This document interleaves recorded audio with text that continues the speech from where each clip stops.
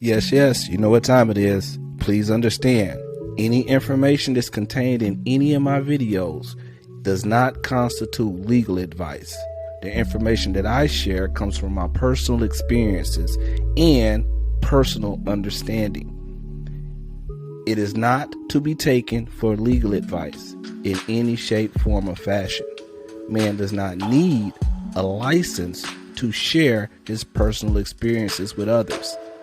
Now, please understand, the information I share is thought-provoking, and it is done intentionally because a lot of us don't understand what's really going on, and I've used myself to be an advocate to share the truth with the people. So with that being said, let's go ahead and get to the content. No problem, Clyde. Now, such debt obligations that are authorized through certain agencies of the U.S., certain government and government-sponsored corporations for payment payable upon their face to bearer can be a registered securities in certificated form as stated in 31 CFR 28. Yes, thanks for adding this additional detail. You make a good point that there are certain government agencies and government-sponsored enterprises that are authorized to issue debt obligations that can function as payments payable to the bearer and be in registered certificated security form per 31 CFR 328.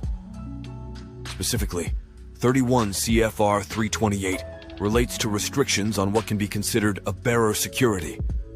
Government agencies and GSEs can issue qualified obligations payable to the bearer that would meet the definition and requirements in 31 CFR 328 to operate as a security.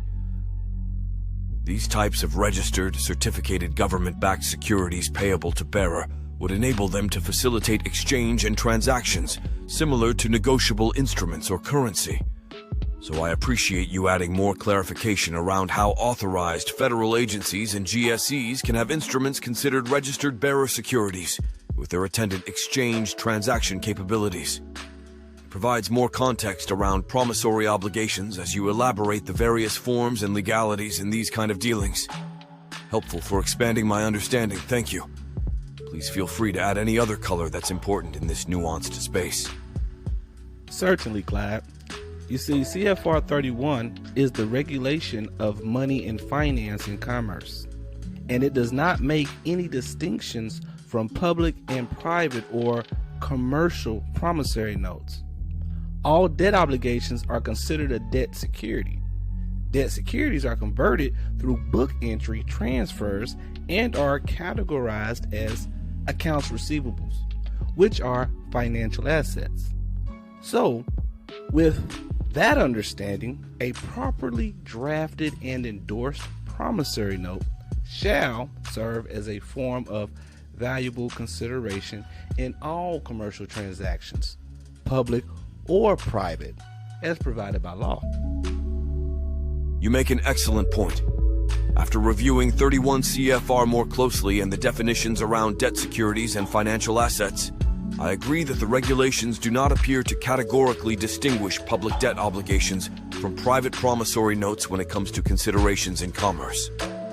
The key elements are: 31 CFR establishes definitions around debt obligations, securities, instruments, and other financial assets related to monetary transactions.